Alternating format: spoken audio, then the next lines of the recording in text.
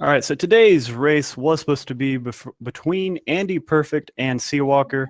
Unfortunately, Andy Perfect had some internet issues, so Eriphram was going to be my co-commentator. Luckily, he's in the same group, so he was able to just jump over and get his stream up and going. So the race today will be between Eriphram and Seawalker. Eriphram, having played many categories in this game, he's done glitchless with and without manip. He's done no out of bounds. He's done randomizer races. He's been around for over a year, so he knows a lot about the game. Seawalker is a fairly new runner to the EarthBound community. He's been in a lot of our chats in the past, but in the past few weeks, he's really picked up the game and tried to learn as much as he can for the tournament. So we'll see how that has paid off for both of these guys as we go forward.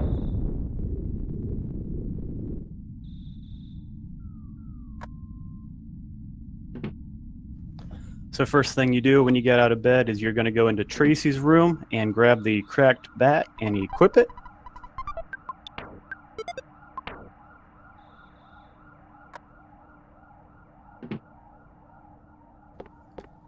In the speedrun here, the only thing you have to do for this next section is leave the house, go up the hill, talk to Pokey, and return home. Everything else is optional and therefore not required in this speedrun.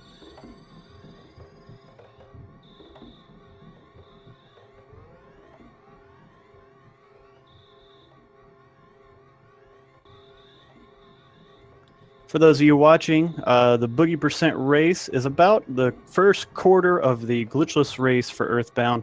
It is just over an hour long, makes a good race length for racing with a big community here.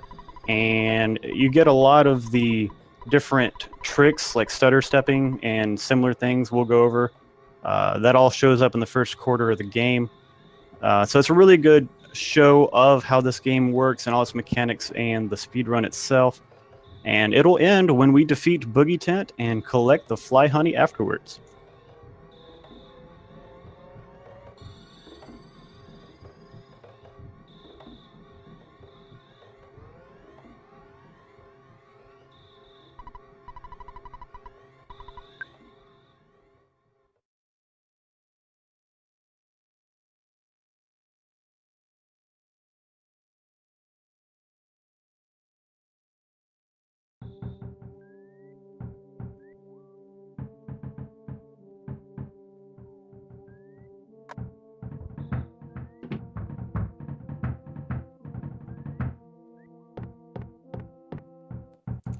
Once we hear knocking on the door the second time through, we come back and it's Pokey.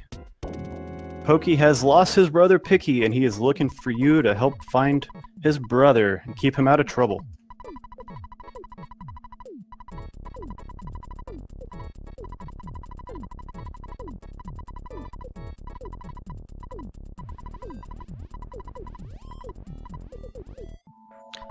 So after Ness talks to his mom and changes out of his pajamas, the first real part of the game will begin. We're going to have 3 different enemies on the hill climb. It's going to be dogs, crows, and snakes. Snakes you can stutter step, so you can really repeatedly tap the D-pad and get around them because the game only checks for movement and moves when you move every so many frames. Crows move in a swooping motion, and dogs make a beeline for you. So you have a few different ways that enemies can track you. Eriphram doing the behind the couch movement. Actually, looks like Seawalker did as well, so both of them moving behind the couch, saving just a few frames at that point. And Eriphram gets the snake, so he'll probably come down here and stutter. Oh, no, he's just going to get it stuck on a tree. Seawalker getting similar RNG with the crow. Eriphram going to stutter step the snake at this point. Seawalker making good use of the terrain, getting the crow stuck on the tree there.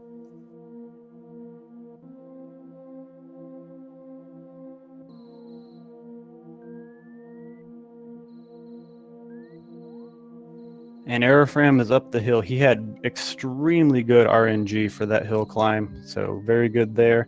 Seawalker having a little more trouble with spawns, but he is making good use of the terrain and despawning them.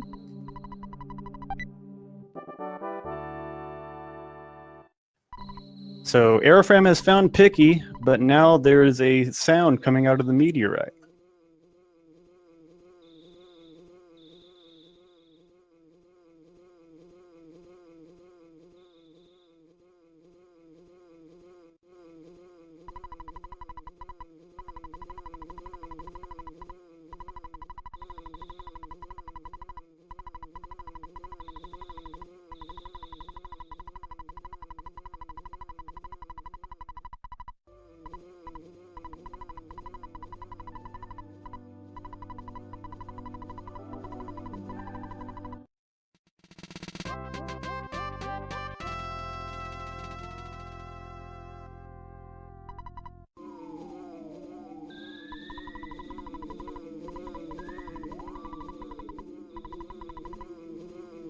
All right, now that Eriphram's made it through that wall of text, he begins his climb back down the hill.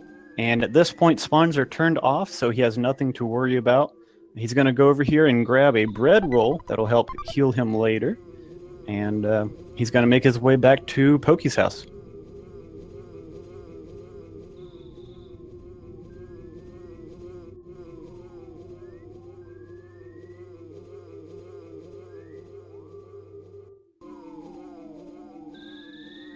Seawalker choosing to get the bread roll as well. It's optional, but it is highly recommended that you grab it on the way. Helps out for healing later on. So Eriphram gets stopped by Starman Jr. Starman Jr., you pretty much cannot die to him. In a speedrun, you definitely cannot die to him. And you just auto-fight and let BuzzBuzz do what he will. Starman Jr.'s got 200 HP. BuzzBuzz only did 59 there. You're hoping that he charges forward and hits for about 100, making it a 2-attack fight. But RNG does not always have its way, and sometimes it can take much longer.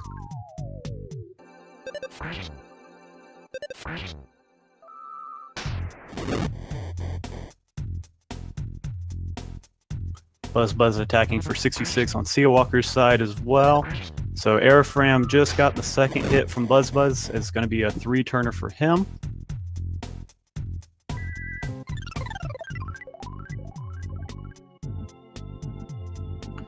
BuzzBuzz charged forward on Seawalker's side. He is very close to death. Oh, and Eriphram knocks him down. So Eriphram gets out of Starman Jr. first, just slightly.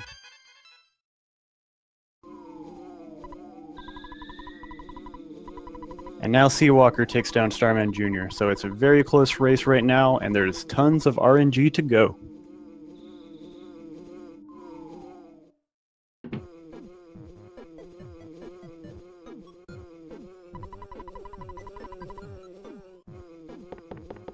Pokey's dad gives both the kids some very choice words here.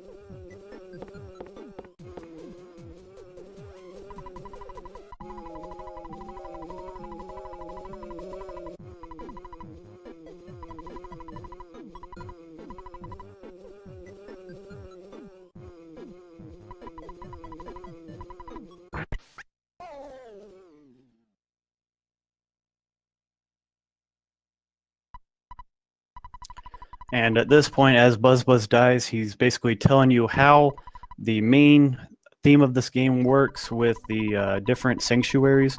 We'll only be getting one in this race, but we do need to have the Soundstone at this point, and we'll be getting that from BuzzBuzz. Also, he asks you 2 different questions. It's very important that you hit yes to the first and no to the second, because otherwise you will get in an infinite text loop. And so you got to watch what you're mashing as well as how fast you're mashing to get the best time.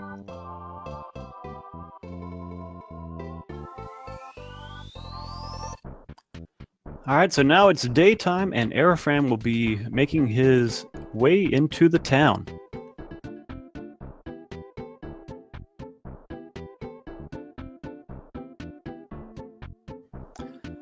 First thing though, Eriphram will be making a small detour right up here to talk to a kid and get a Mr. Baseball cap. That is a defense item, and he will equip it only to sell it later. It's gonna be more cost effective to sell this item and buy a item with less defense, because this item here will help you afford the cheap bracelet, which will actually give you more defense overall.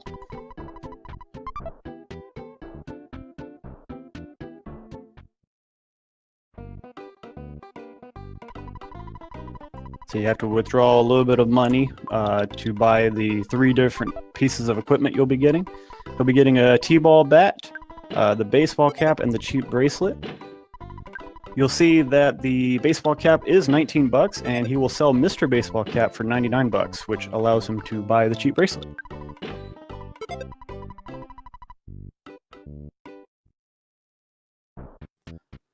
At this point, he's going to be making a bit of an odd movement into the hospital down here that's actually avoiding a spawn plate. So, looks like he didn't quite get it all the way. He had to redo it, and now he's going to be heading down to talk to this shark.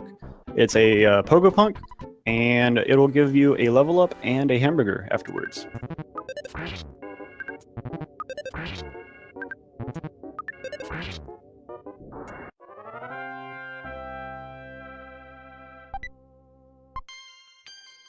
Seawalker choosing to forego the spawn skip and just see what he can make out of that spawn plate anyway.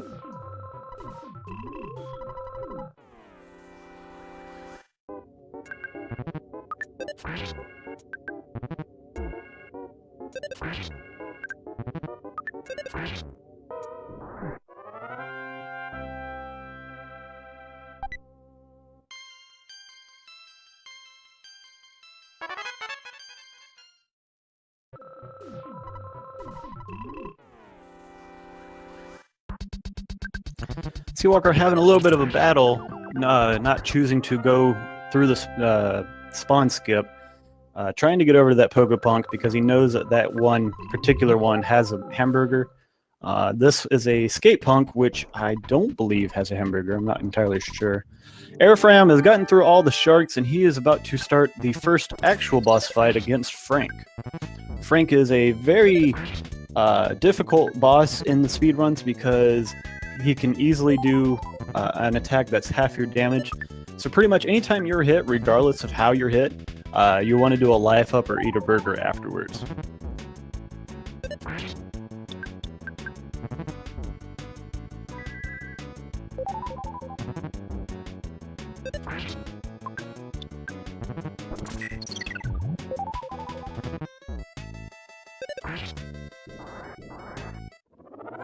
Eriphram makes it through Frank. Now he's got to fight his tank behind him, Frankie Stein. Frankie Stein, on the first turn and every other odd turn, he will waste a turn. So only on the even numbered turns will he attack. So he did 16 there, and you know that you're going to have an empty turn here, but Eriphram's going to go ahead and life up anyway, not taking any chances. You can mash out mortal damage, but chances are if it's under 23, you're not going to have a high chance of making that live. So with Eriphram having only 21 HP, he chose to heal on the off turn just to make sure he would be able to get it off. And Frankie Stein is down for Eriphram.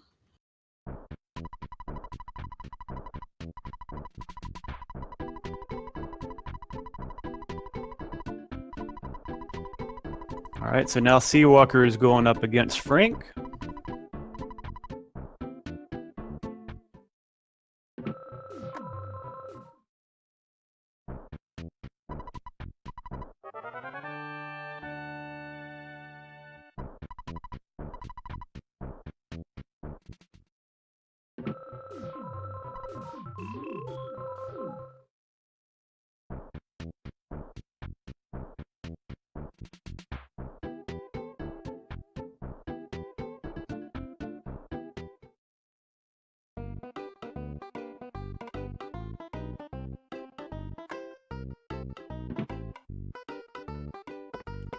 Usually you're looking to get Frank down in about 4 or 5 hits, but our lovely Ness sometimes likes to miss all the time. And that can really cost you, especially if you're planning on a final blow and then Ness misses and you didn't have the HP that you were hoping for. But fortunately, Seawalker gets through the fight and now he's on to Frankenstein. Eriphram doing a little bit of plot advancement, getting the key to the shack that will let him into Giant Step, which is where the first sanctuary is.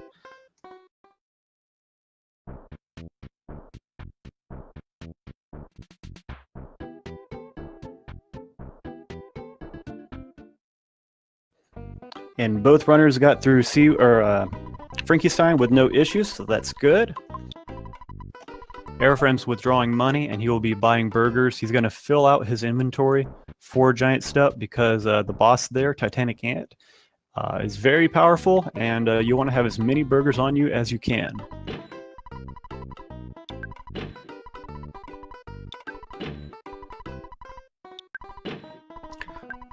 After you defeat Frank and Frankenstein, you can go back to Frank like you're seeing on Seawalker's side, and he will give you a free heal. So that's a really good speedrun tactic that we use there.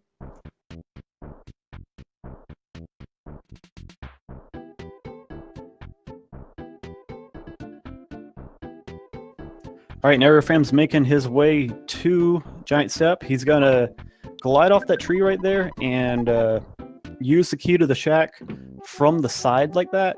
That way, it doesn't tell you the door is locked. It saves a second or so with a tech skip. So Eriphram's looking for these black dots. They are slugs. They come in 4 packs, except on the 3rd floor where they can come in a 6-pack. We're looking for 22 slugs total. That will get us to level 8. Level 8 is when Ness learns Rockin', which is a very powerful attack at this point in the game. So we definitely need that before we can fight Titanic Ant.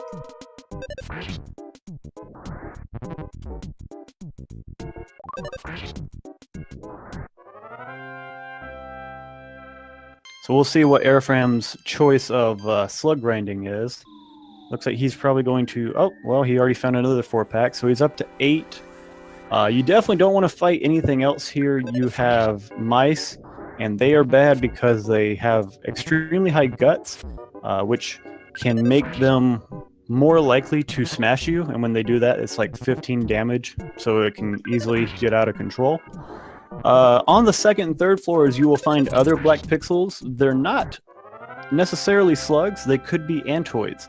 Antoids can also hurt you for close to 15 HP. And they can call for help, which is really scary. Eriphram having really good RNG, though. He's already up to 12 slugs. Normally, you have to look around for them more so than just follow the path, so that's excellent on his end.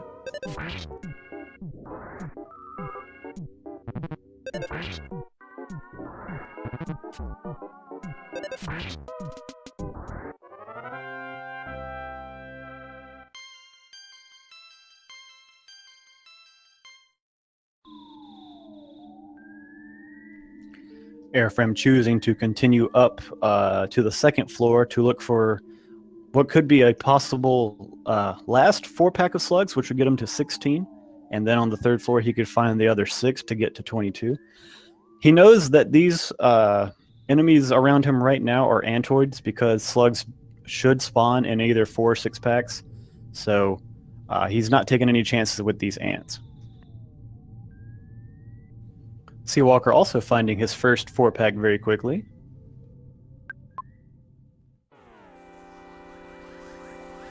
Oh, so Eriphram got in a fight with both enemies, the mouse and the ant. So he was sitting there trying to decide which is the worst enemy and which one to get rid of first.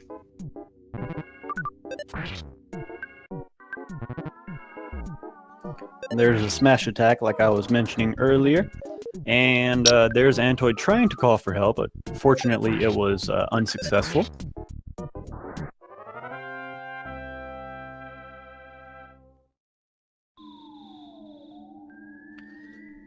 Luckily, slugs, ants, and mice all relatively have the same amount of experience that you gain fighting one. So he should be thinking that he's at 14 now if he's counting.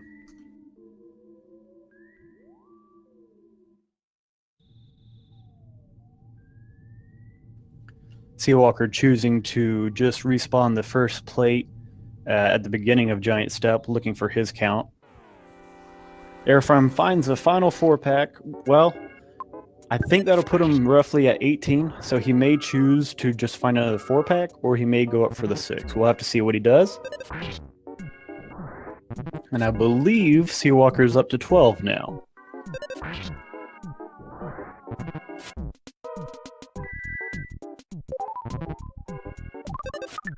Yes, Seawalker's up to 12. You know when you hit level 7.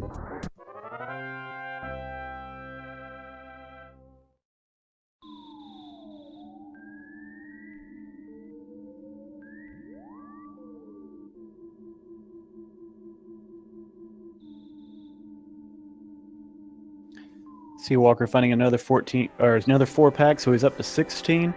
Eriphram found a 3-pack, so it's going to be close whether this 21 will do it, because the ant and the mouse give slightly more experience. We'll have to see. I don't have that count on top of my head. Nope, he needs one more enemy in here to get his 22. So he found another 4-pack. That's going to do it for him.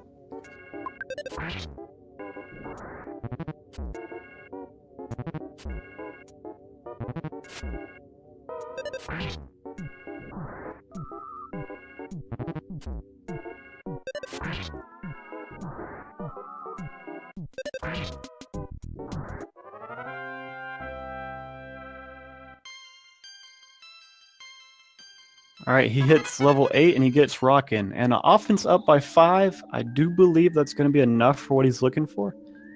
We may see him check his status a little later. He's looking for at least 24 offense, because later on in Giant Step, you'll find a lot of single antoids. And if you have 24 offense, there's a game mechanic where it says, oh, you're strong enough, here's an auto win, and he won't have to get in any fight with them.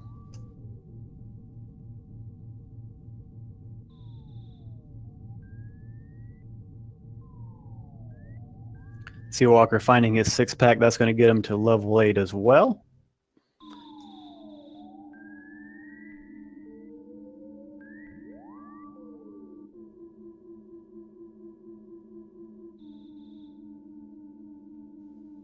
All the enemies in Giant Step are stutterable, so you see that with Eriphram there. He doesn't need to get in any more fights, and it'll just be a time waste if he does. Unfortunately, he might get in one here, and he does. The more sprites that are on screen, the more lag there is, which makes the stuttering much harder. So, unfortunately, that went against him, but he's got Rockin' now, so he can just kill them all with one hit.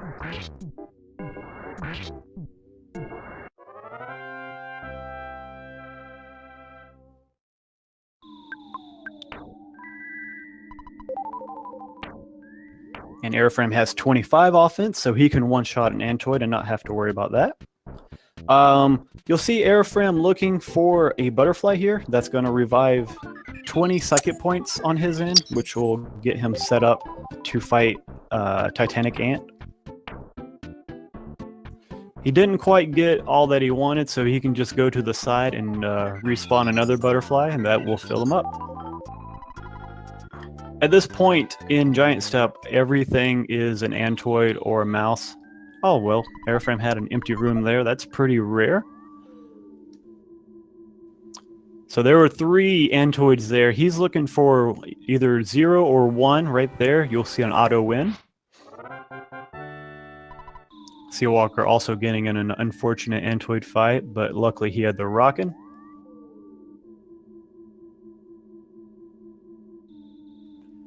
Eriphram stutters around the last Antoid, and now he's to the Titanic Ant fight. So Titanic Ant has 235 HP. We have 2 Rockins we're hoping to use, as long as the Ant doesn't use Magnet and take any psychic points. And we're hoping for at least 80 each turn. 95 is a really good hit. You'll see Eriphram heal here. You really don't want anything less than max HP. Titanic Ant did do a Magnet, but it wasn't for too much, so he's still got enough for a second Rockin'. So he's got like 175 down, looks like about 60 HP to go. Should be about 2 more hits.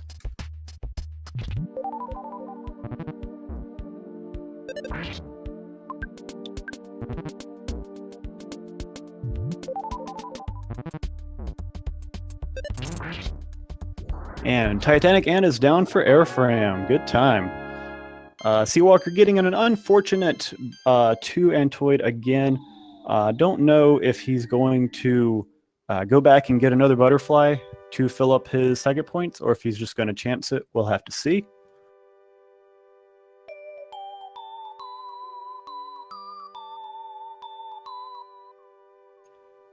So he's just going to go with 1 Rockin', which, so we did have about 170 HP done by Eriphram's 2 Rockin', so we're going to lose at least half of that. Unfortunately for Seawalker, we'll have to see how this one does. And Eriphram just gets to walk out now, because once the enemies see you defeated the Sanctuary boss, they are scared of you.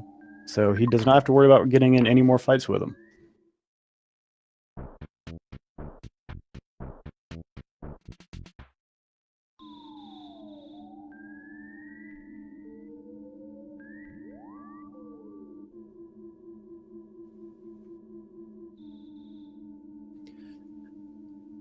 Titanic Ant using Magnet there is a very good choice when you have no psychic points, because it is a free turn for you.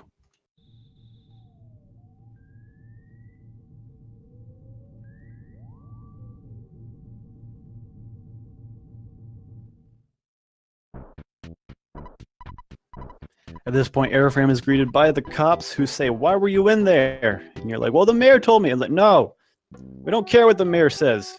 Get over to the police station. We'll show you what's up." And now you get to go fight cops.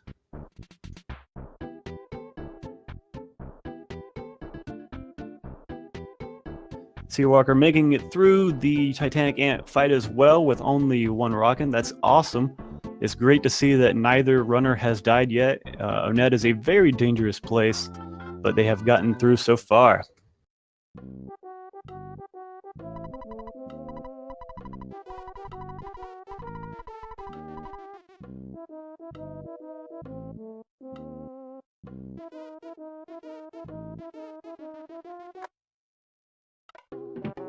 So on Eriphram's side, we will be fighting the cops. The cops have 2 different attacks. One's a weak one, hurts you for about 15. The strong one hurts you for about 30. We have 90 HP, and if we're under about 55 or 60, we're probably going to heal with a burger. If we're under 30 or so, we're probably going to heal with a life up.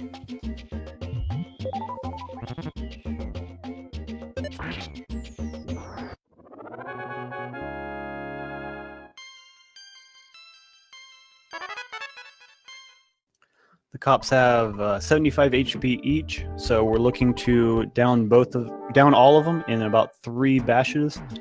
We have 31 psychic points. Eriphram's choosing to use a life up. You can use 1 Rockin' on a cop if you don't use any life ups, but you really want to have 20 psychic points for the boss, Captain Strong. Use 2 quick Rockins to make quick work of him.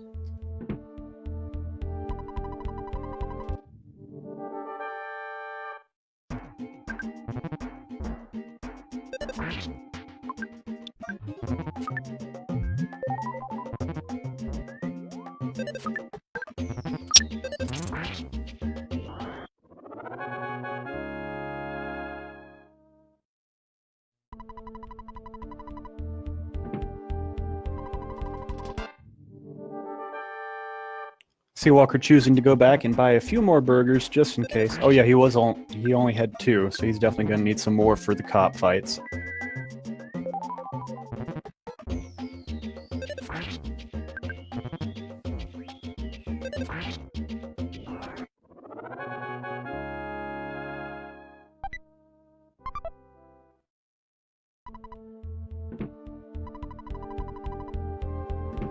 So once you defeat 4 cops, the 5th one says, "Forget it, I'm not fighting you." And he hands it off to Captain Strong. Captain Strong has 140 HP, and he's got a very strong attack that Eriphram knew was coming, so he went ahead and preemptively ate a hamburger. And now we're planning to do 2 Rockins, and hopefully that will get rid of him. Ooh, a very good hit the first time, 96. So the second Rockin only needs to do 44. And Captain Strong is down. 30-minute O-net for Eriphram. Very good job, man. Let's see how Seawalker handles these cops.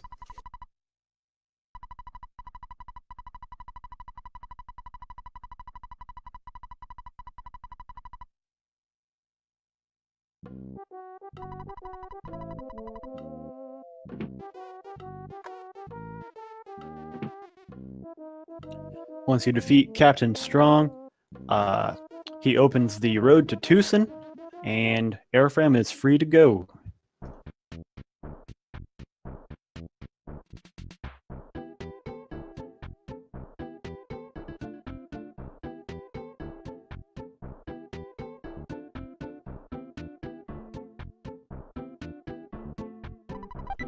Eriphram picks up the present along the way. That's a hamburger that he will be giving to Apple Kid. Apple Kid is a genius that will be supplying you with some items along the way, but he requires a little bit of money and food first.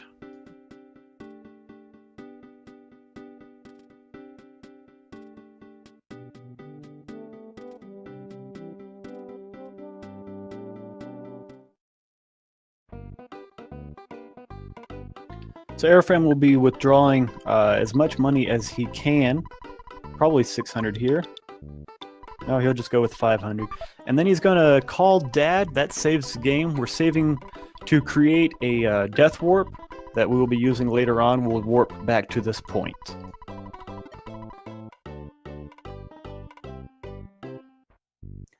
Seawalker's through 3 of the 4 cops before Strong.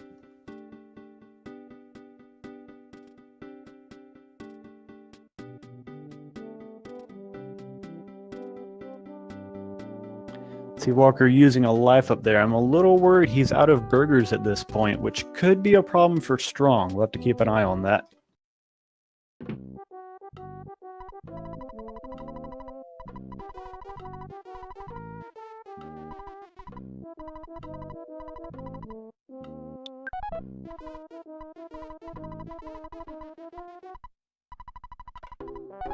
Okay, good. Seawalker does still have a few hamburgers left, so he maxes out, and now he's going to do his Rockins.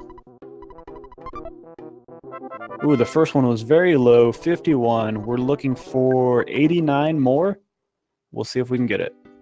Ooh, 110, yes. Seawalker gets through Captain Strong. Neither runner had a death in O-net. That's awesome. We'll see how it goes for the rest of the run.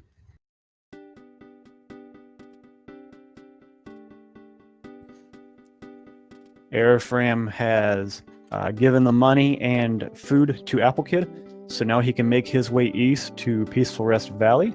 He's got to go through a few caves. Along the way, he'll be looking for some more of those butterflies. They have very high spawn points through here, and it'll save time versus going to like Frank or to a hotel.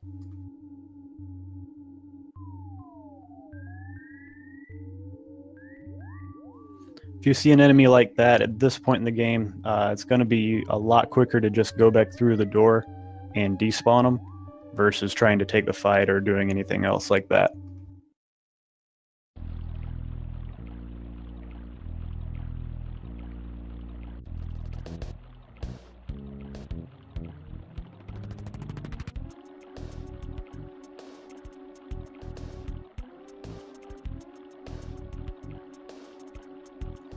Eriphram moves up that far and then turns back. There is a pencil in the way, and you need to go about that far up for it to load into memory, and then Apple Kid will call you saying, "Hey, I've got something that erases pencils. Don't know where you'd need it." And you're like, "I know just the place."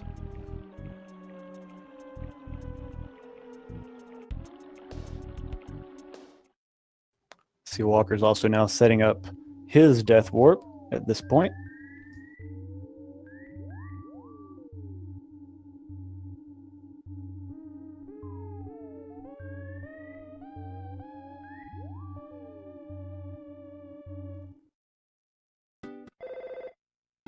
And there's the convenient call from Apple Kid.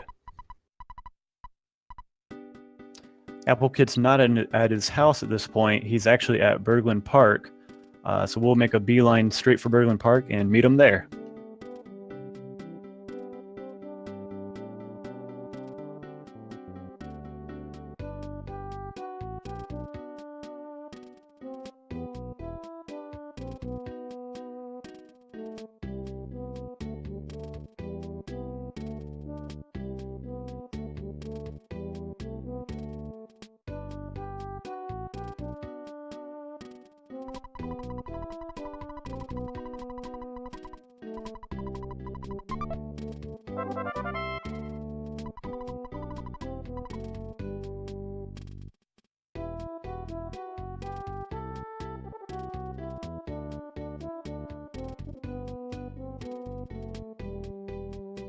I want to warn you guys watching, it looks like both of them are going to PRV at the same time.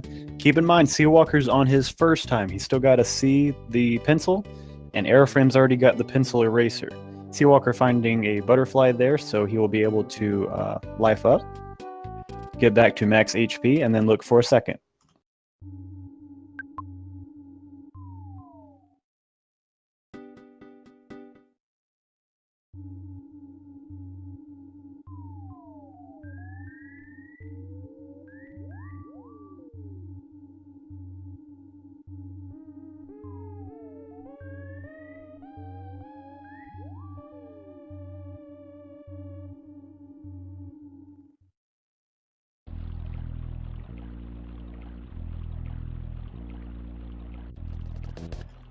So Seawalker's going to make his way up here once he knows that he's seen the pencil eraser. Right there, he's going to head back. Eriphram's going to go up and actually get rid of it and make his way through PRV. PRV is a very dangerous area. Again, as a speedrunner, you don't have a lot of levels, and the game expects you to be higher leveled here. So we're trying to avoid anything we can, and PRV, Peaceful Rest Valley, is known for spawning enemies in front and behind you, getting you in a pincer very quickly. That tree there is a enemy, the mobile sprouts. There are also some other enemies that have very high speed, so the game's mechanic to run is based upon your speed and the enemy's speed.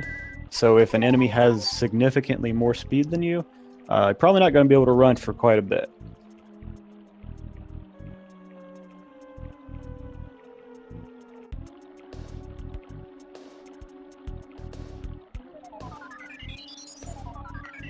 Eriphram finding the last of his butterflies. He's going to go right, but he's going to have to despawn the area first.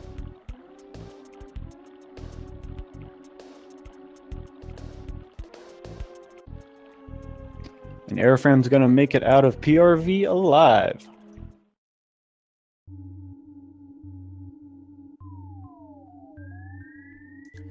Snakes here will typically run from you. It's based upon your level versus theirs. There's a probability that they will aggro you or run away from you.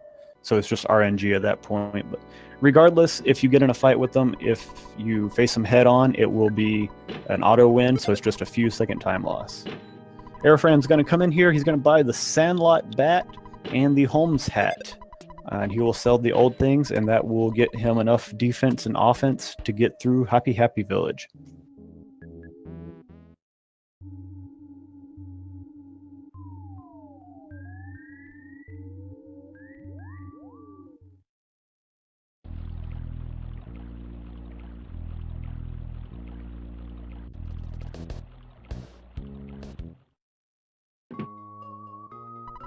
Eriphram's going to talk to the second character in the game, Paula, who will say that she's being held captive by Carpainter, and Carpainter uses lightning. So take this Franklin badge, it'll reflect all the lightning back at him. And Carpainter's lightning has a 1 in 4 chance to hit you each time, but it does most of the damage against him, so we're really hoping that it does hit, and then we can reflect it. Eriphram getting into what we call the shack fight. He's going to start off with a Rockin'. Cultists have 94 HP, and they can call other cultists into the fight. So we're hoping to get rid of them as fast as we can. Able to get rid of one on the first one, and they call for Cultist C. Luckily, that second call was for no good, so he's just going to bash out Cultist C. And he gets through the fight. Seawalker is now in PRV. Let's see how he does.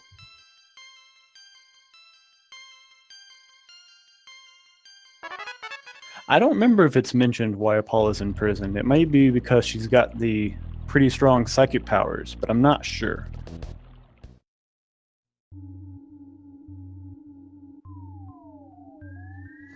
Seawalker having to deal with a pretty rough spot where if you go back up, there are enemies. If you go left, there are enemies. He's just trying to despawn as well as he can.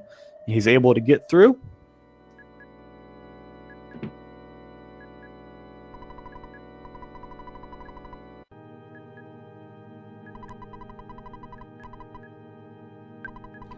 Eriphram going through the cultist maze.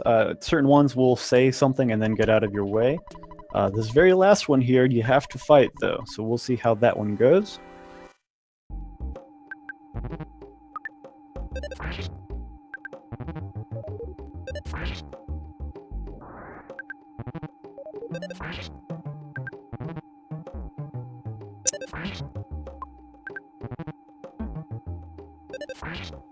Not too bad on Eriphram's side. Seawalker's through most of PRV. He's got just one more bend to go.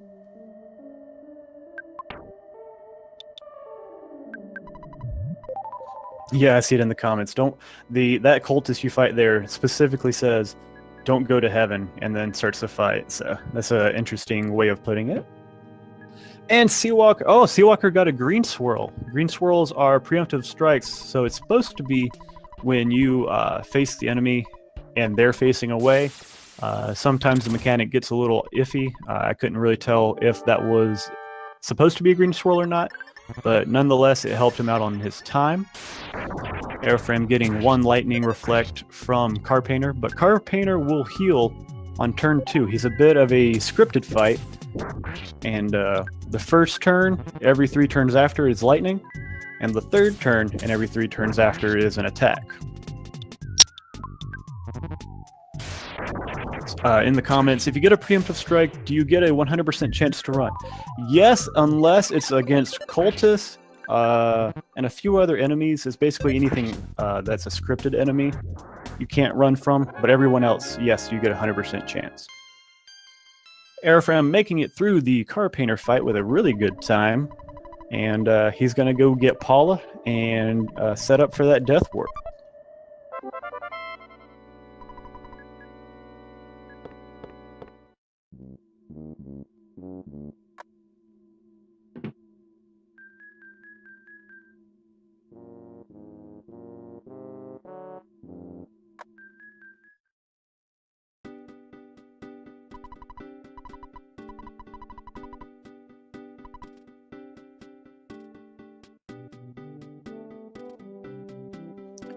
Seawalker's talking to Paula for the first time. He'll be getting that Franklin badge and doing the shack fight outside.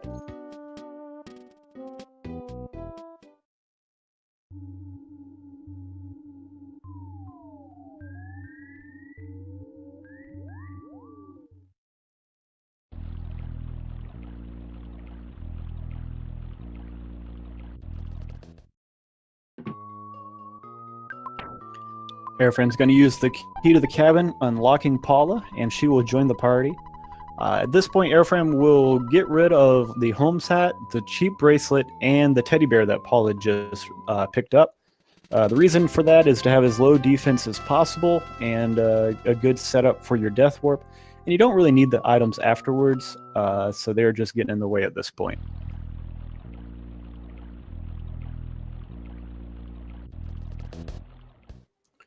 Seawalker had to use 2 Rockins, but he did get through the shack fight without too much of an issue.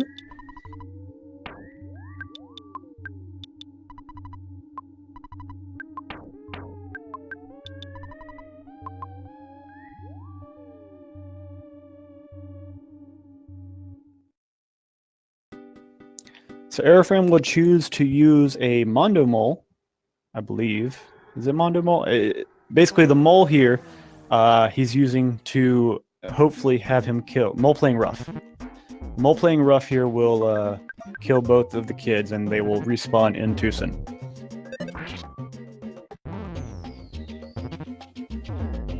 Eriphram getting a very good death warp. Sometimes that mole can be very trolly and have empty turns, but he was not having it with Eriphram today, so that's very good for him.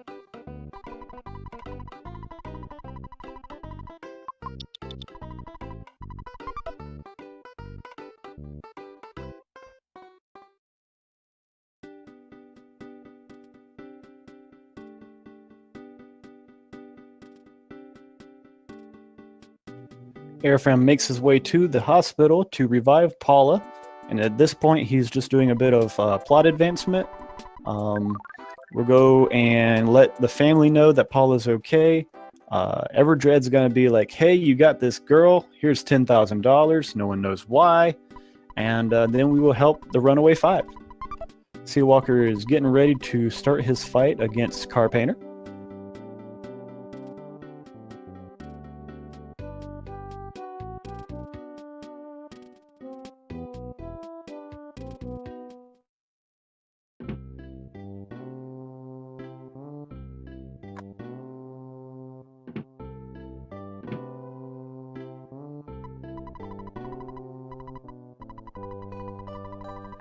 Seawalker getting a double reflect on the first turn. That's really good. Carpainter's going to do the life up, but it won't get through all of that HP from the two lightnings. And Seawalker's got two Rockins to use, so Carpainter should be just about dead. And with that lightning, he will be dead. So Seawalker makes it through the Carpainter fight.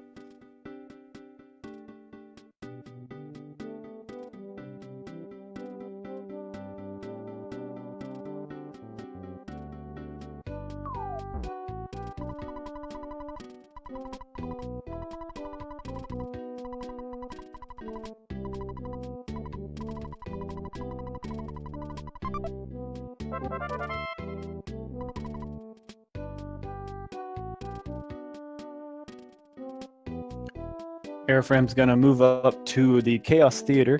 You'll see him enter the door in kind of a weird way. What he's doing is he is avoiding a photo trigger right there. And photos in this game take almost 20 seconds. So it's better to lose the half second and get around it rather than take the actual photo.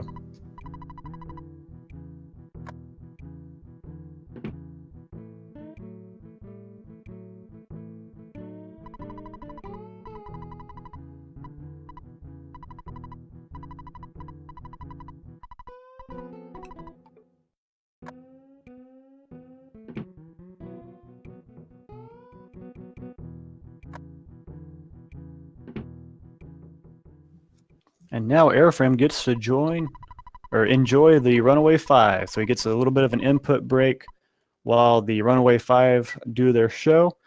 Don't ask me why there's 6 on the stage. The keyboardist is not involved whenever they help you outside of the stage. So it's believed that the keyboardist is kind of just a household musician. But otherwise, we don't know why it's not called the Runaway Six.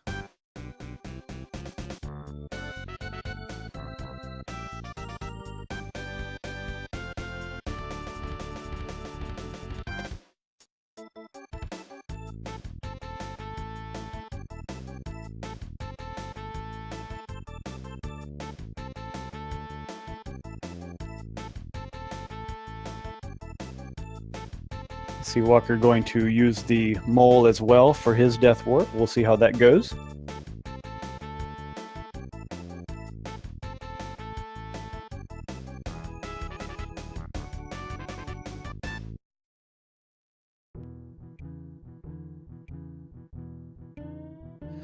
A 2-turn mole for Seawalker. That is the perfect thing you can get. So they both had excellent death warps, and now Eriphram is going to offer to buy the Runaway Five out of their contract, and they will help him get to the next city.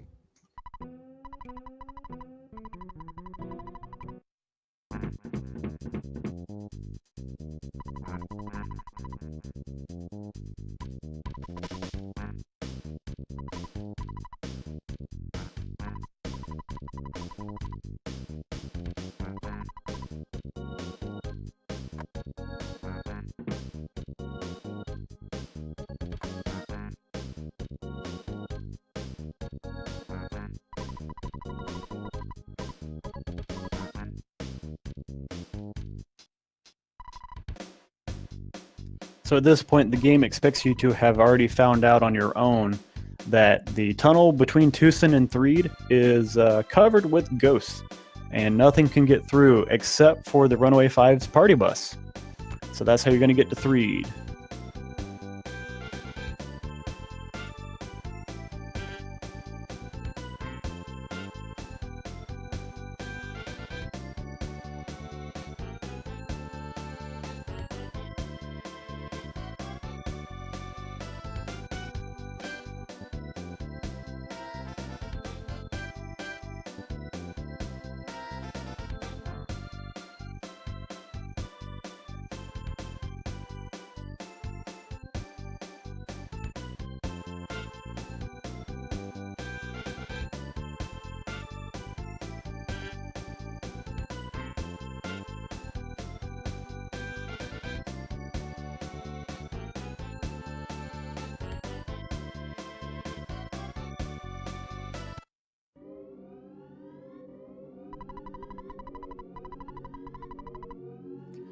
The Runaway Five is going to drop Eriphram off in Threed and say, "Good luck, kids!" And they drive off to Fourside for bigger and better pastures.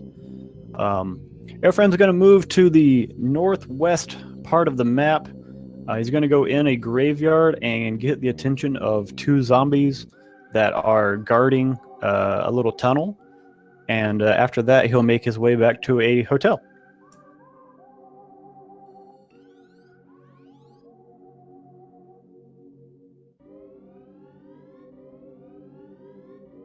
Eriphram getting chased by flies at the moment.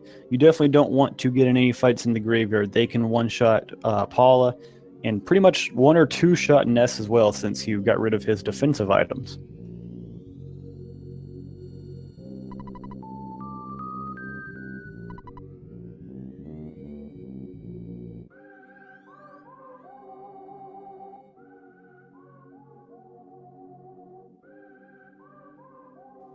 So Eriphram makes his way to the hotel, and who is this woman?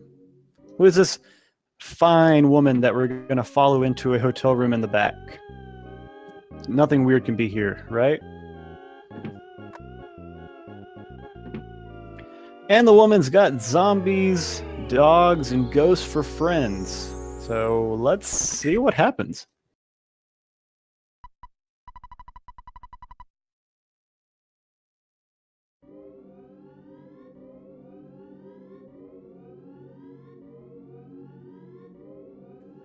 So Ness and Paula are now stuck in a dungeon, and Paula's going to use her psychic powers to communicate with our third member, Jeff. Since I'm the only commentator, I get to say that Jeff's the best player. Everyone else that disagrees is wrong, Temple. But we're going to go to Winters and pick up Jeff, and Jeff's going to help us get out of here.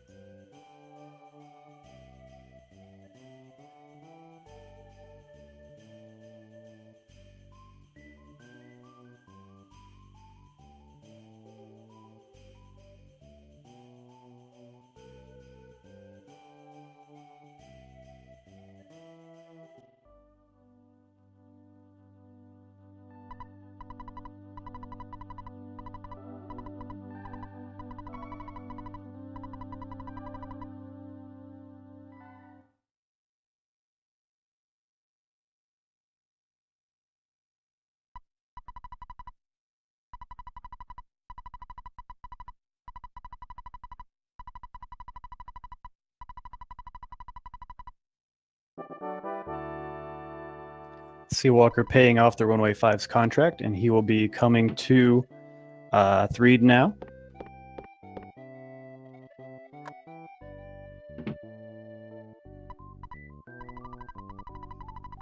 Eriphram talks to what we would assume is like a teacher's assistant or something like that, and he's going to give you a key that will help you get some items out of the lockers in the next room.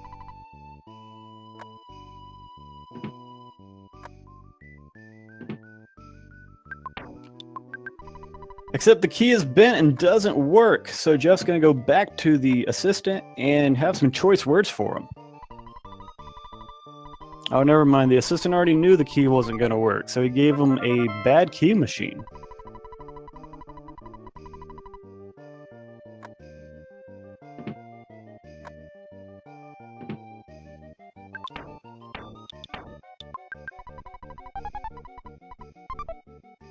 So Eriphram gets a pop gun and a Holmes hat in this locker, and he'll be equipping both before he starts his journey.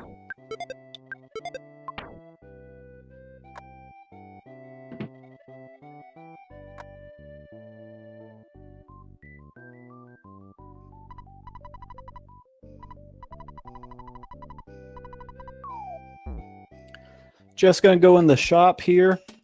He's going to talk to the lady that's going to give him some bubble gum, and he's going to give the bubble gum to the monkey. It's required to get the bubble monkey, but everyone really wishes it wasn't. The bubble monkey gets in the way a lot. He lags behind and will, if you're trying to get around an enemy, bubble monkey may cause you to get in a fight with that enemy because of his lagging behind. But we deal with him.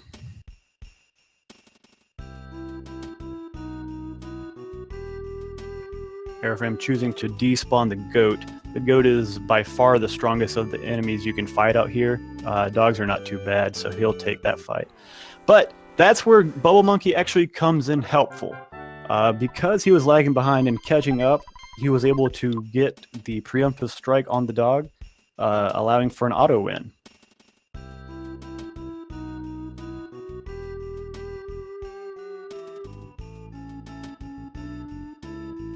Seawalker unfortunately getting in a double fly fight, so we'll see how that goes. Unfortunately, at this point, Ness doesn't have any psychic points, so there's no chance to use Rockin'. At this point, it's probably best he tries to run. If he dies here, which we'll see what happens here. Yeah, he's going to die here, unfortunately, but it's not the worst time loss. He's going to start right back where the runaway dropped him off at the bus. So it's maybe a minute or so, but he can get back into it pretty quickly. He doesn't need to revive Paula, so he can go right back to the graveyard and try again.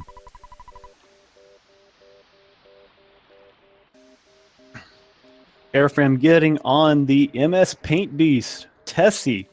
And I know we have that on Fingerface Z emotes here in Speed Gaming, so let's see the Tessie hype in the chat.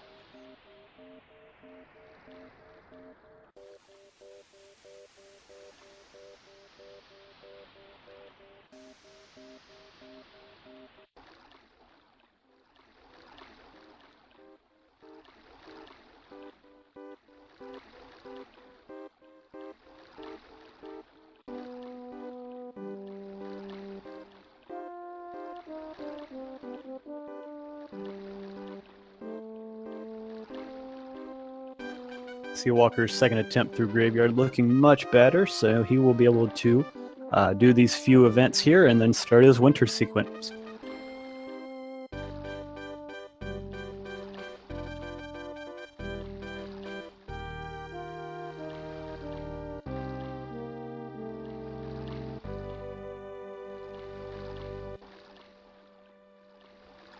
Eriphram's about to get off Tessie, and he will be going through the brick road portion of the game, as well as Pond Cave is what we call it.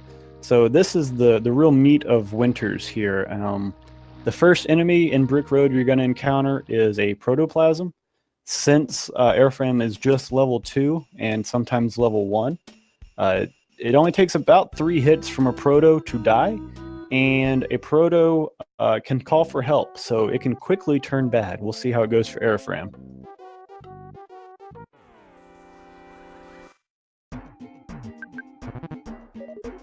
And first turn, he calls for help. So Eriphram's going to choose to defend here. That way he can last for about 6 hits instead of 3, and he's hoping to run after so many turns. Now, Jeff's got about 2 speed right now, and Protoplasm's got 27. The way the mechanic works is Protoplasm speed minus your speed, and then for every turn you're on, you add 10%. So it's 27 minus 2 plus 10% for the turn you're on. So he starts with a negative 15% chance, and it adds 10% on each after that. So I think we're on about turn 5 right now, like a 30-ish% chance, and it didn't work, but he's going to keep trying.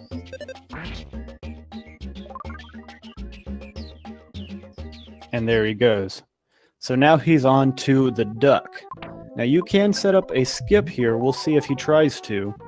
or if he's just going to go straight for the duck. Yeah, he's going to try and bring it down, or he's just going to bring it over to the right. Unfortunately, he did get in the duck fight with that. Duck can be scary. It's kind of a mixed bag. He can peck right there for 13 HP, but a lot of his turns are empty turns. It's kind of like the mole, so it depends on his mood as to whether or not he's scary.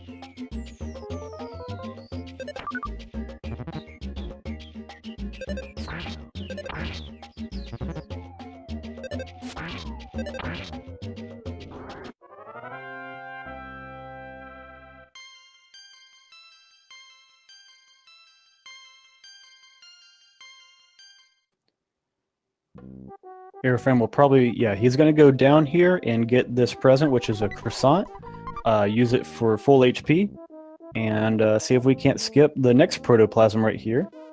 Ooh, very nice. Monkey stayed on Jeff before the move was finished, and so he didn't get stuck and get hit by the protoplasm. And now we go on to Pond Cave.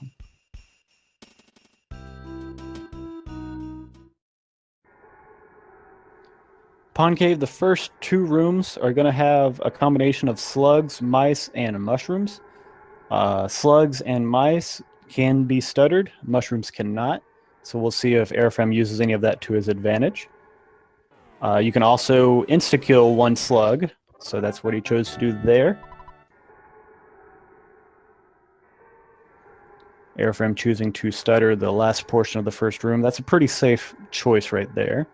Getting into the door.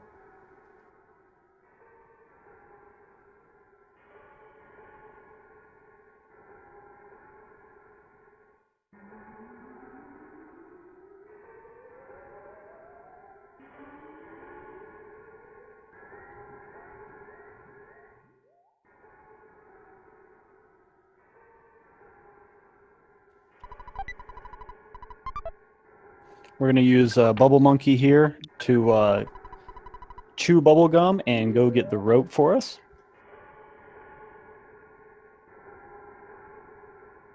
Seawalker got in the midst of a crow fight, but Jeff's offense is pretty high, so it should one-shot.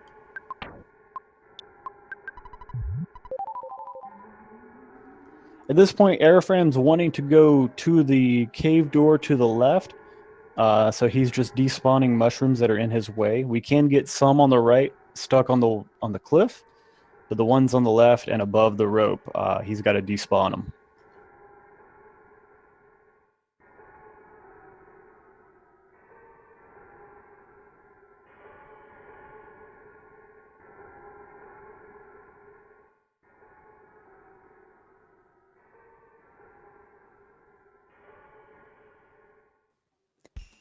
Now Bubble Monkey sees a female Bubble Monkey and says, "I don't need you anymore. Later." Jeff's gonna have to get around some cave boys here. The cave boys are slower than you physically, so if you can get around them, they won't be able to catch back up to you, and he will make it into the lab down here. On Seawalker's side, we got the Tessie hype.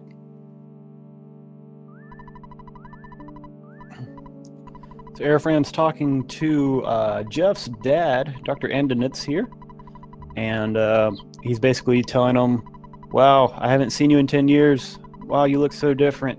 I made an invention called the Sky Runner. You can use it to get to him. All right, see you in 10 years. Great dad."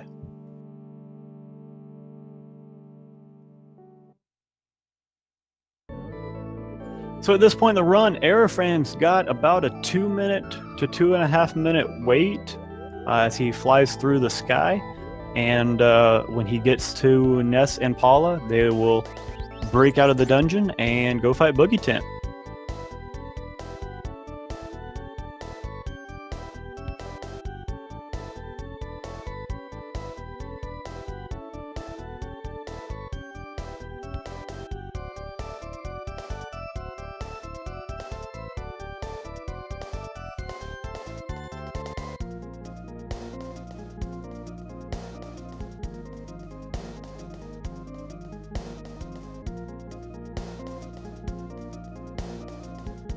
So now Seawalker will make his way through Brick Road and Pond Cave. So we'll see how he goes with that first protoplasm, one of the scariest enemies in the entire game for speedrunners.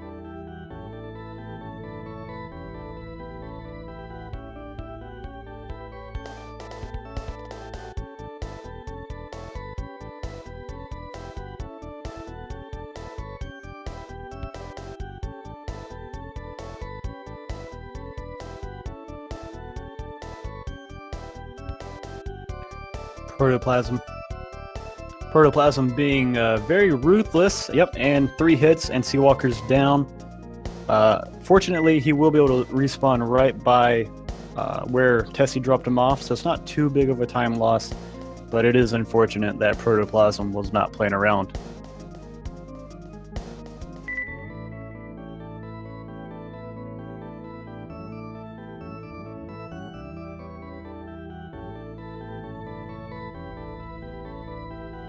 All right, let's see how round 2 goes for Seawalker and the Protoplasm.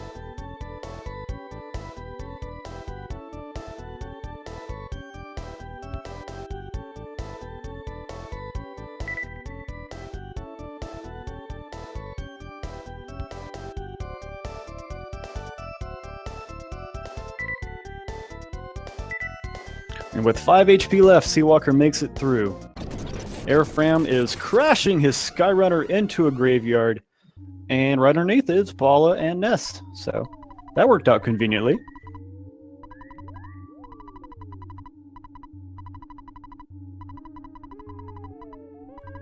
At this point, you might be thinking, how are we going to get out of here?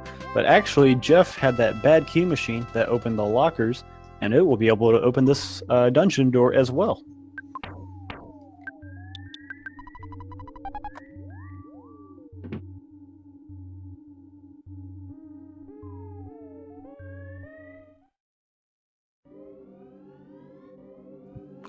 Eriphram playing it very risky.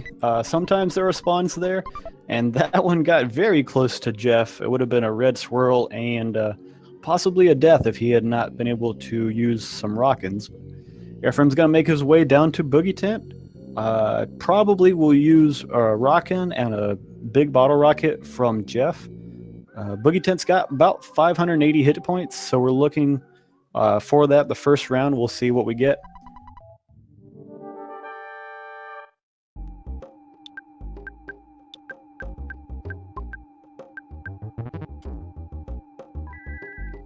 Boogie Tent attacks Ness, which is fine. 77 and 554. Boogie Tent is down.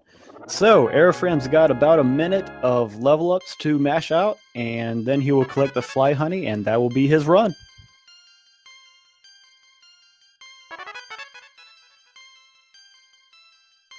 Seawalker getting through Brick Road and has now made his move onto Pond Cave.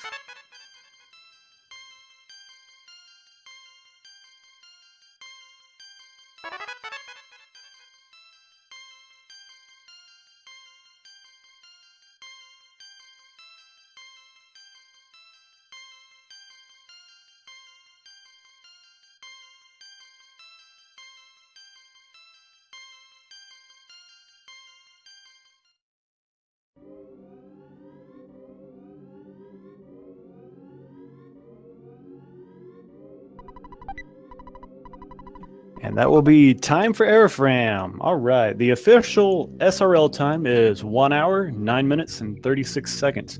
That is a really solid time for anyone, and I believe that that is very close to Eriphram's PB. I don't believe it is a PB, but it's within seconds, I'm pretty sure. Seawalker's gotten through the first room of Pond Cave. Now he's despawning the second room.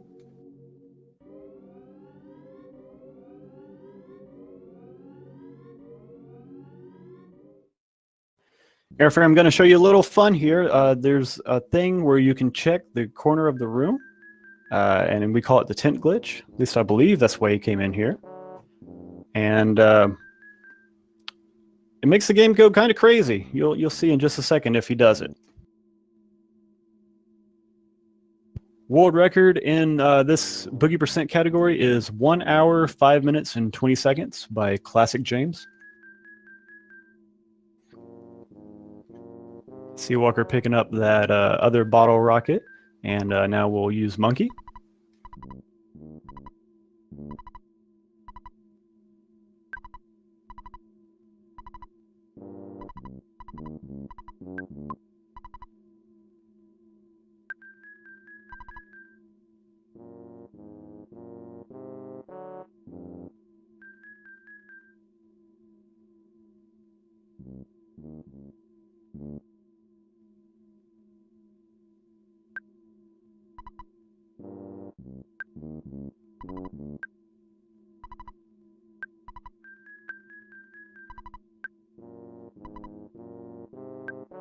All right, Seawalker's made it through Pond Cave, so just got to get around the cave boys, and he'll be talking to his dad and on the Skyrunner.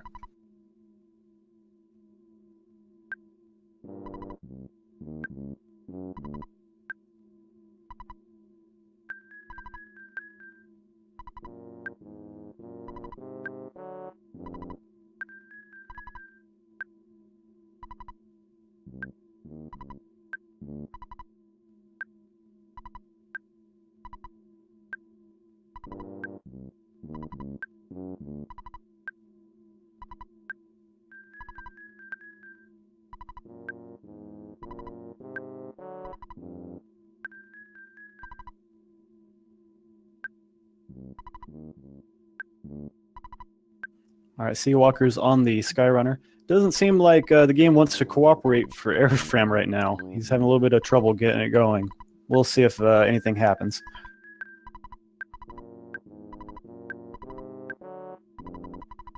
Oh, and that police chief still not through playing EarthBound. Well, that's an interesting thing that the tent would tell you.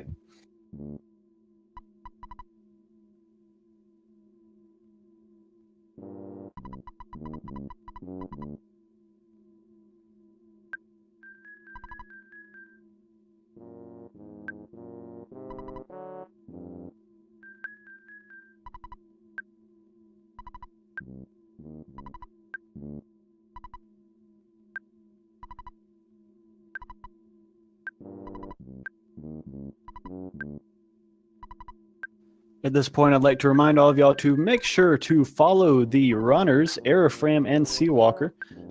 They're both excellent runners, and we would love to have you guys join the community.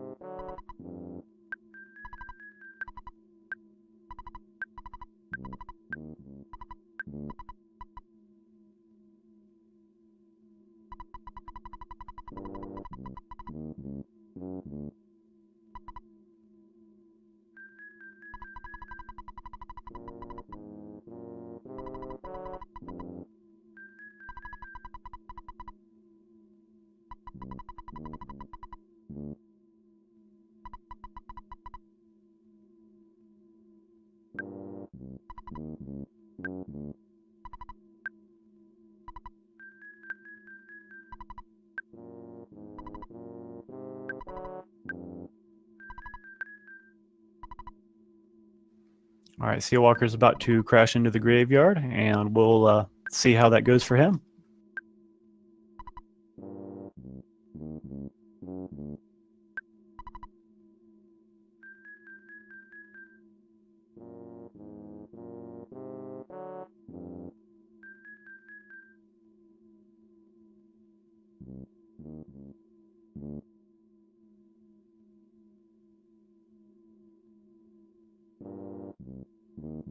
So I believe we're going to pull Eriphram in and talk about his run. Eriphram, how'd it feel, man? Good job.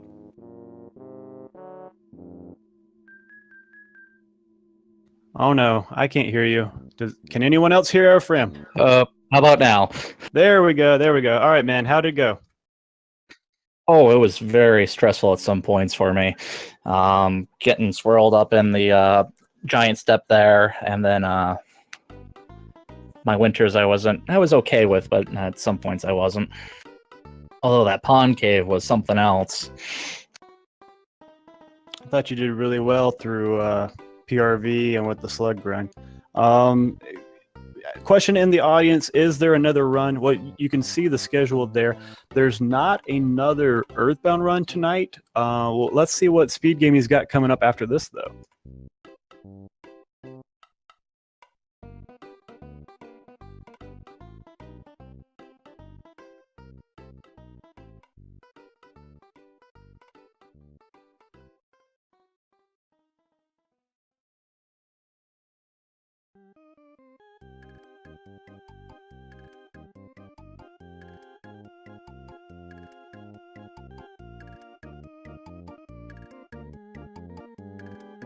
While we pull that up, Seawalker is very close to killing the Boogie Tent. Unfortunately, it wasn't in one turn, but the next attack, this Rockin' here, will do it.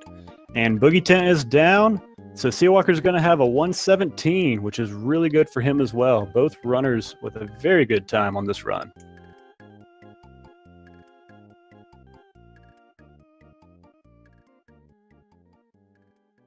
Looks like the next Earthbound race will actually be between Admiral Vice and myself. That's tomorrow at 8 p.m. Eastern.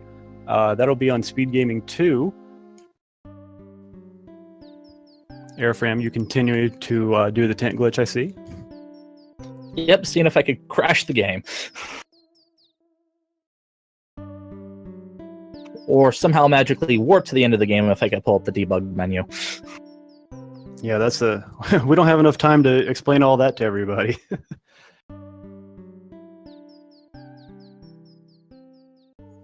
Thank you, Zane. And that's going to be it for Seawalker. Seawalker comes in with an official SRL time of 1:17:30. Good job to both runners, and we'll see if we can pull Seawalker in real quick. Otherwise, we'll go from there.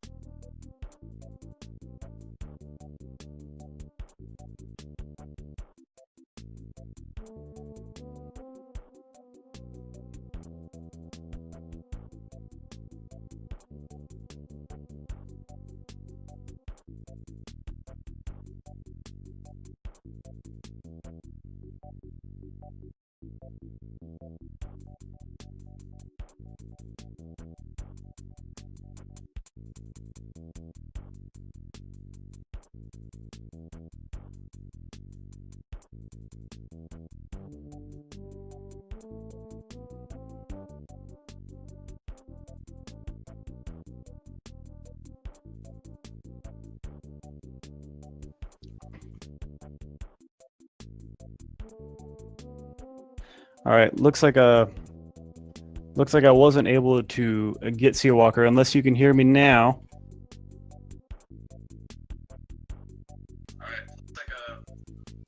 Can you guys? Yeah, I got you. Can you hear me? I can hear you through the Twitch app. Well, that's weird. What'd you think of the run? Any pros, cons, complaints?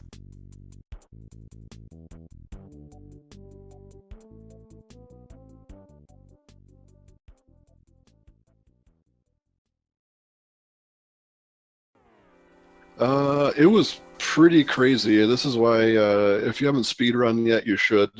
That the walk to the meteorite was the best that I've ever done, and then from there, the walk to Frank was insane. Overall, I'm really happy. It was a really fun run. I didn't get a PB tonight, but Eriphram ran good, and I ran good, and I just tried to give 110%. Excellent. Thank you, sir. Yeah, both of you guys did amazing. It was very fun commentating for you guys.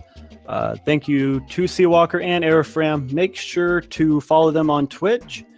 And my name's Hunter RNG. Thank you, guys. And thanks to Fiesel and Speed Gaming for hosting this for us. And one last thank you to Temple, Daniel, Andy, D-Rock, and everyone that made Earthbound Super Series 2017 a reality. I believe that's it for us. We're going to call it here, and you guys have a good night. Thanks.